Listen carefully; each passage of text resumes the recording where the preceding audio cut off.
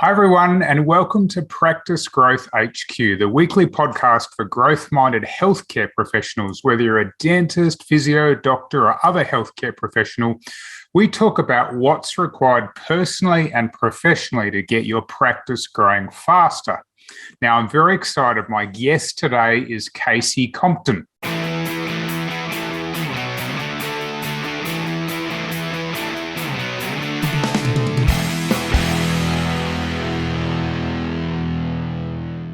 Now, look, you've mentioned the healthcare hierarchy of needs, which is really the central premise around which the entire book is built. And, frankly, it sounds more complex to say than it is. I mean, it's, there's three basic steps and then there's some sort of subcomponents to each. Tell us about that. Yeah, so it's just a triangle, and I know we're on a podcast, so they can't see, but I'm going to show you with my hands.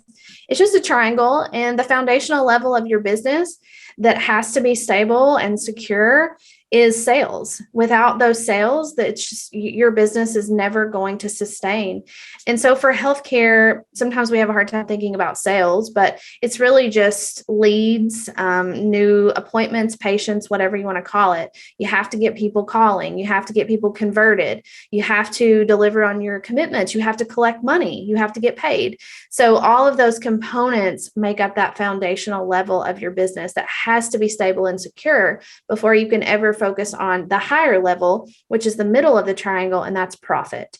So profit is really the creation of permanence, whereas sales is the creation of cash. Without profit, you are never going to be around to make impact or legacy or to do anything more. We have to be profitable.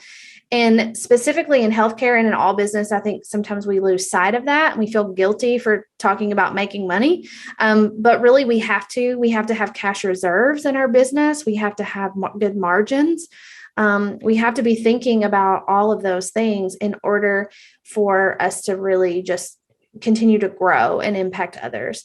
And then at the top of the triangle, the tip is order, and that is the creation of efficiency.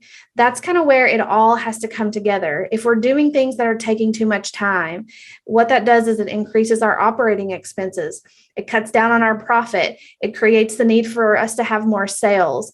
And so that's kind of the way that we look at the needs of the business. Everything in the sales category has to be secured first before we start to focus on anything in the profit level. And those two levels have to be secure before we focus on anything up in the order level.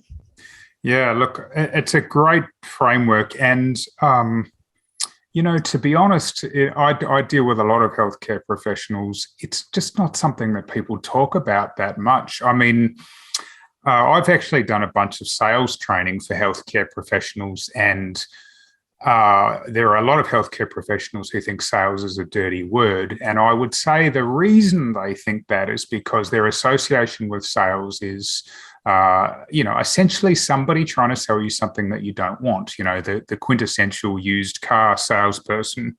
But if sales is, you can look at it two ways. I would say, firstly, you don't sell anything in your business in the next month and you're all out of a job. Like, sorry, just deal with it. I mean, that's the reality. I know you go, but we're healthcare professionals, where there's higher standard. And I agree. Like, no one's saying be cheesy, but the bottom line is if you don't sell anything, your business is gone.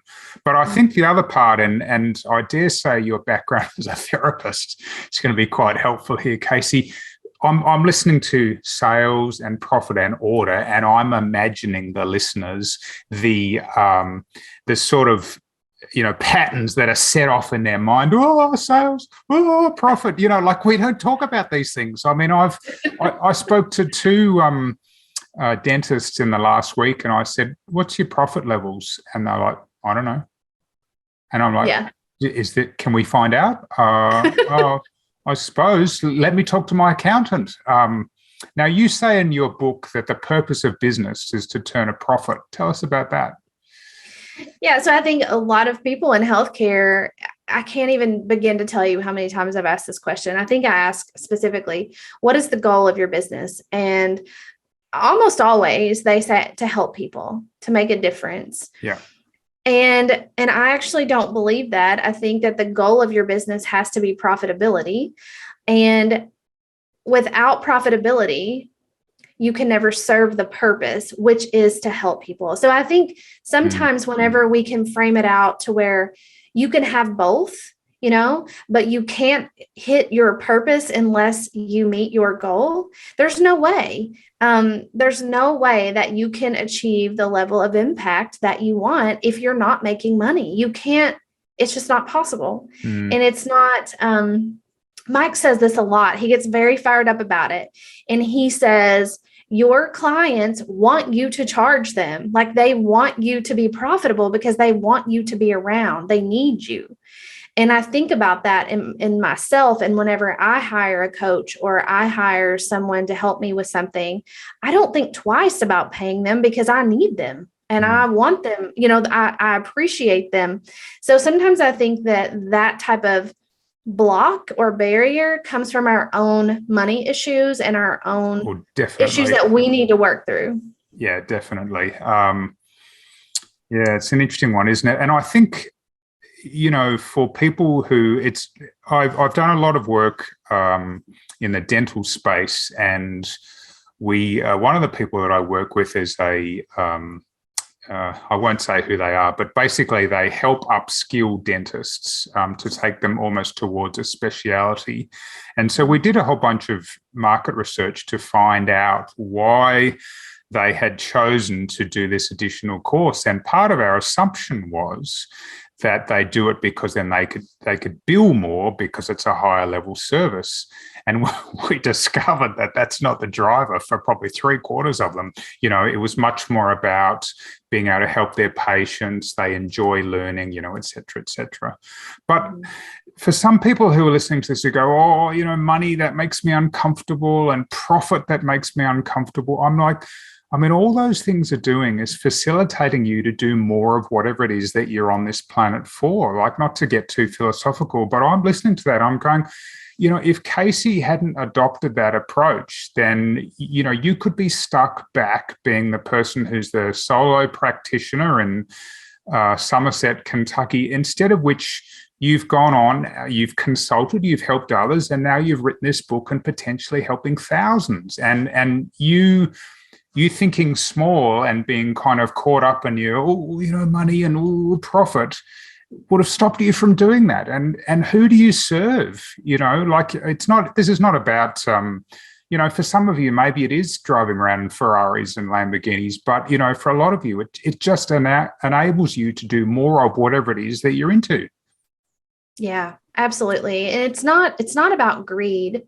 It's not about greed. It's about being a smart business person, like you can't, I think sometimes it comes from a lack of confidence in running the business in the first place. But really, it's about so much more, and the impact that you can make when you just make a commitment to be very informed about your numbers. It just, I can't explain it any better than you just did, but it's the impact that you can have on the world is so much bigger than you could ever imagine when you're thinking so small. Yeah. Now, look, I really loved your profit section, I must admit. That was, the pen was underlining every second line. And I'll tell you something funny. I make videos every week, and when you've been doing this for years, as I have, I'm always looking out for fresh content. And so I read through your book and I was like, oh, that's a great idea for a video. I'm going to steal a line from Kasey's book and then make a video out of it. And so I put a note on my calendar and said, here's the headline of the video, and it's page 89 in Fix This Next.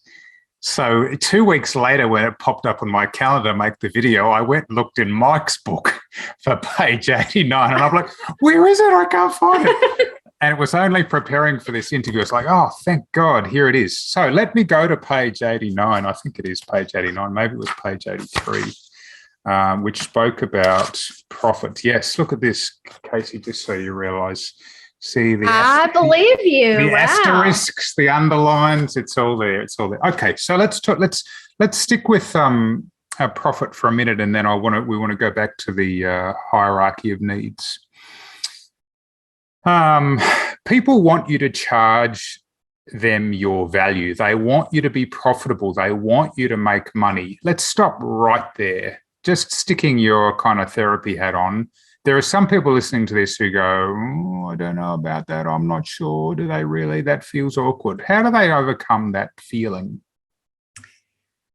Oh, how do they overcome that feeling? I think that sometimes I think that it comes from a place of fear, fear of disappointment, fear of being a failure. They think if they charge more, people won't come to them. People will think bad things about them. But I think sometimes you just have to look inward a little bit. And if I want to go to the dentist, I'm not going to the cheapest dentist. No. I'm not, you know, like I value my teeth. And I don't want to, and that doesn't mean that the cheapest dentist is any less of a dentist than the most expensive dentist, but just the perception of value for me anyway, is that I don't want to go to the cheapest dentist. And so I think it all, again, comes back to confidence and knowing that what you value. I also think that whenever you charge your worth and what you see as the value of your service, you feel less resentment toward what you do. And even if you don't feel resentment now, you'll get burnt out. You'll have to work twice as hard as the dentist across the street, that's driving the Ferrari and you're driving something else. I think that I just think that you're happier in a lot of ways because you can do more for your patients, you can do more for your business, you can do more for yourself, for your family, and it makes you feel like everything you're doing is actually worth it. So I think I would just question, do I ever feel burnt out? Do I ever resent this business? Do I ever feel like, why am I having to work so hard for so little?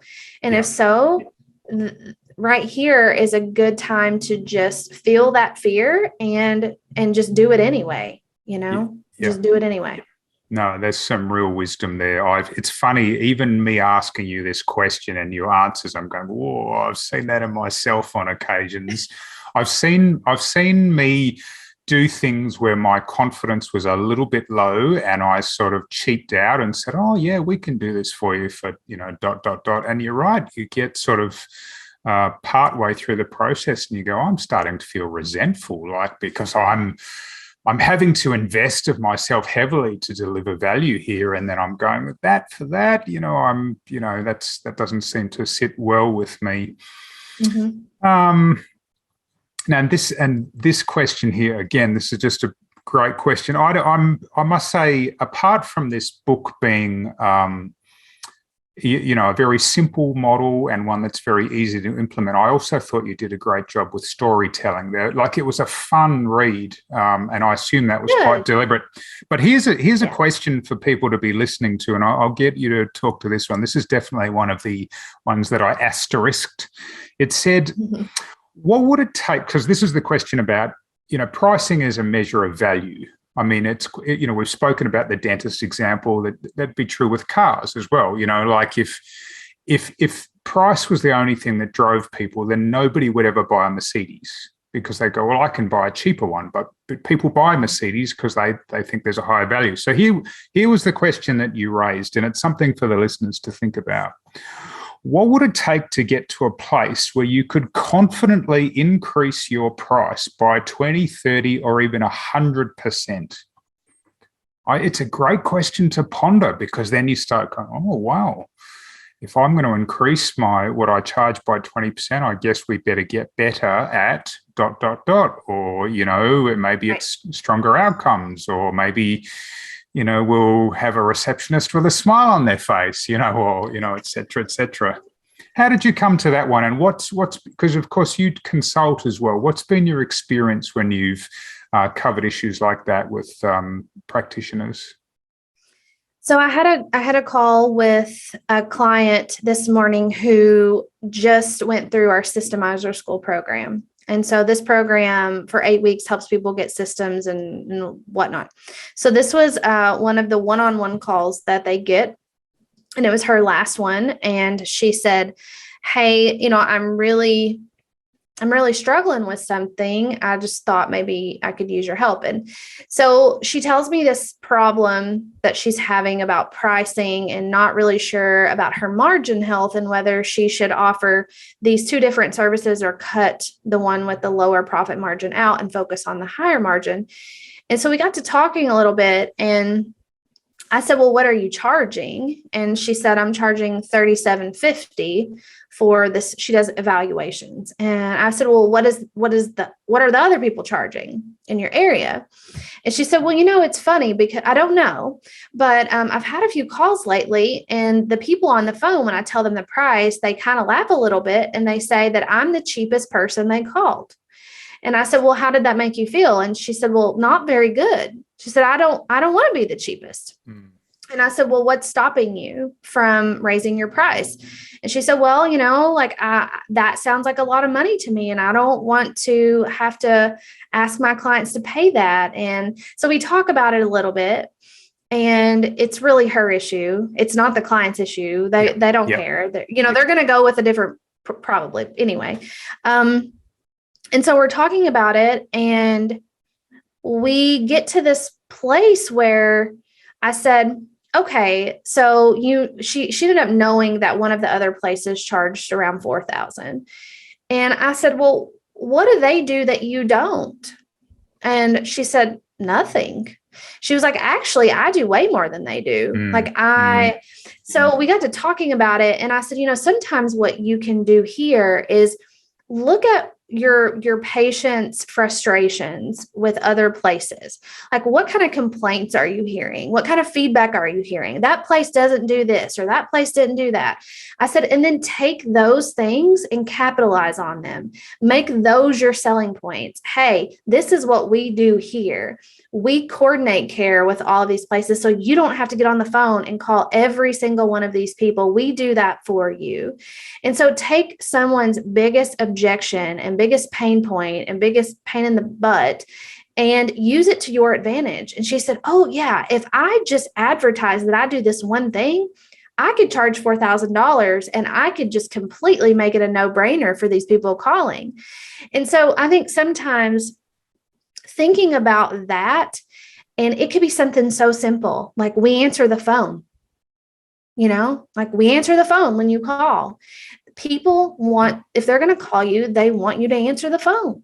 And so little things like that, I think we can use in a way that makes us feel good about what we're doing and still justifies this price increase that we need to have in order to sustain our profit margins.